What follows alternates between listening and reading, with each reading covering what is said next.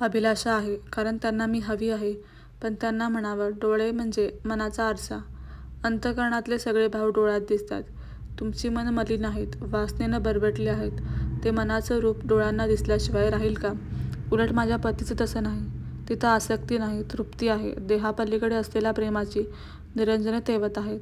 त्यांना का मी ओळखू शकणार नाही? सुकन्याचे इतके वर्ष मावळलेले असू आज उमललं. ती मनापासून हसली. नवविवाहित युवतीच्या अधीरतेनं ती पुढे झाली आणि पतीला मिठी मारली. प्रेमानं मस्तक त्यांच्या वक्षस्थलावर घुसळीत म्हणाली, ओळखलं ना बरोबर? च्यवनऋषी हर्षविभोर झाले. तिच्या मस्तकावर हळुवार हात फिरवीत म्हणाले, सुकन्ये. आनंदात पुढचे शब्दच विरून गेले. पण शब्दाविना दोघांनाही खूप काही उमगलं.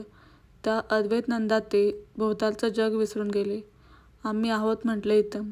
अश्विनकुमारांच्या शब्दाबरोबर सुकन्या लाजून दूर झाली. क्षणभर सारे स्तब्ध होते. त्या शांततेचा भंग करीत अश्विनकुमार म्हणाले, सुकन्ये. तुझ्या पतिव्रतेच्या प्रभावाने आम्ही पराभूत झालोत. आमच्याकडून मोठा अपराध घडला.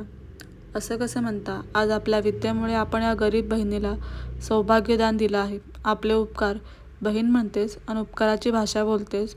चला आता, आश्रमात चला. फलाहार करूनच जा.